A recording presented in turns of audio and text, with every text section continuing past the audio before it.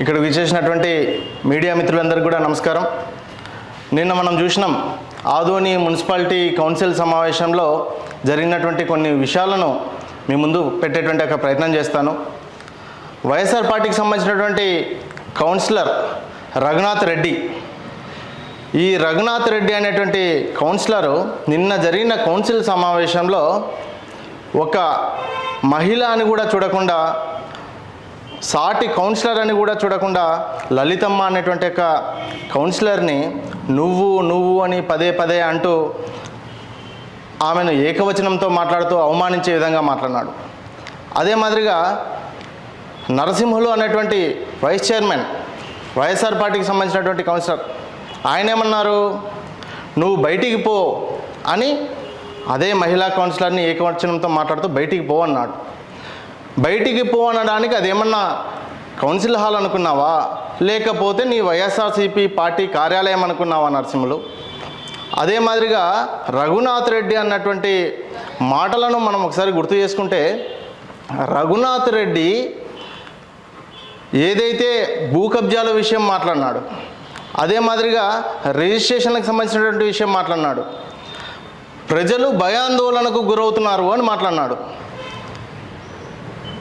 ప్రజలు భయాందోళనకు గురైంది ఎప్పుడు రఘునాథ్ రెడ్డి, నీకు తెలియదా? గత ప్రభుత్వ పాలనలో కాదా? మీ నాయకుడు సాయి ప్రసాద్ రెడ్డి పాలనలో కాదా? ప్రజలందరూ భయభ్రాంతులకు గురై వైఎస్ఆర్ పార్టీ నాయకులు కార్యకర్తలతో తన్నులు తిన్నటువంటి రోజులు మర్చిపోయినా మా రఘునాథ్ రెడ్డి అని అడుగుతా ఉన్నాను. అదే మాదిరిగా సబ్ రిజిస్టర్ ఆఫీసులో మీ హయాంలో కమిషన్ లేకుండా రిజిస్ట్రేషన్లు జరిగినాయా? కానీ మా హయాంలో, మా కూటమి ప్రభుత్వంలో, మా ఎమ్మెల్యే డాక్టర్ పార్థసారథి గారి యొక్క నాయకత్వంలో కమిషన్లు లేకుండా ₹1 లంచం ఇవ్వకుండా సబ్ రిజిస్టర్ కార్యాలయంలో రిజిస్ట్రేషన్లు జరిగే మొట్టమొదటి సబ్ రిజిస్టర్ కార్యాలయం ఆదోని అని గర్వంగా ఆయన ప్రకటించినారు. ఇది కాదా మార్పు అని అడుగుతా ఉన్నాను. అంతేకాకుండా మీ హయాంలో జరిగిన భూ కబ్జాలను మర్చిపోయినావా? నీకు తెలియదా? సాయి ప్రసాద్ రెడ్డి కానీ వారి యొక్క తనయుడు జయమనోజ్ రెడ్డి కానీ భూ కబ్జాలు చేయలేదా? చేయకపోతే మరి భూ కబ్జా అనేటువంటి అంశం ఎట్ల తెర మీదకి వచ్చింది? వాటిని దాచిపెట్టేటువంటి ప్రయత్నం చేస్తావా?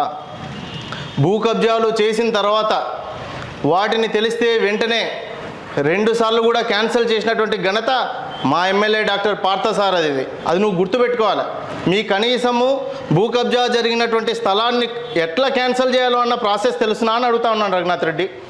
కొద్దిగా మాట్లాడేటప్పుడు ఏం మాట్లాడుతున్నాం, ఎట్లా మాట్లాడుతున్నాం, గతంలో మేము చేసినటువంటి పొరపాట్లు ఏంది, అటువంటివి ఏదైనా మాట్లాడి సరిదిద్దుకునే ప్రయత్నం చేయాలి. కానీ ఇట్లా ఇష్టం వచ్చినట్టుగా పిచ్చి పిచ్చి మాటలు మాట్లాడితే చూస్తూ ఊరుకోవడానికి సాదాసీదా వ్యక్తి వెనక లేడు.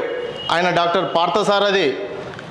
ఆయన ఆదోని ఎమ్మెల్యే, ప్రతి ఆదోని వాసికి స్వేచ్ఛనిచ్చినటువంటి ఒక నాయకుడు ఆయన. ఆయనను పట్టుకొని భూ కబ్జాల విషయంలో నువ్వు సిట్టింగ్ విచారణ జరుపు, శ్వేతపత్రం రిలీజ్ చేయి, నీ ఇష్టం వచ్చినట్టు మాట్లాడుతూ ఉన్నావు. శ్వేతపత్రం రిలీజ్ చేయడము, సిట్టింగ్ విచారణలు ఎందుకు? సాక్షాత్తు జరిగినటువంటి 2 కబ్జాలు కూడా క్యాన్సల్ అవ్వలేదా? నీకు తెలియదా? నీ హయాంలో, నీ సాయి ప్రసాద్ రెడ్డి హయాంలో సబ్ రిజిస్టర్ గారితో చీకటి ఒప్పందాలను మర్చిపోయినావా? మా హయాంలో డాక్టర్ పార్థసారథి గారి నాయకత్వంలో చీకటి ఒప్పందాలు ఏమీ ఉండవు. తప్పు చేసిన వాడు ఎవడైనా, వాడు సబ్ రిజిస్టార్ అయినా సబ్ జైలుకి పోవాల్సిందే. నీకు అంతగా అనుమానం ఉంటే సబ్ జైలుకి వెళ్ళి, ఇంకా 2 ఉన్నారు దాని తాలూకు వాళ్ళతో పరామర్శించి రాపో, నీకు తెలుస్తుంది. ఇంకొక విషయం ప్రస్తావించినావు రఘునాథ్ రెడ్డి, రాజీనామా చేసి మళ్ళీ పోటీకి రావాలా?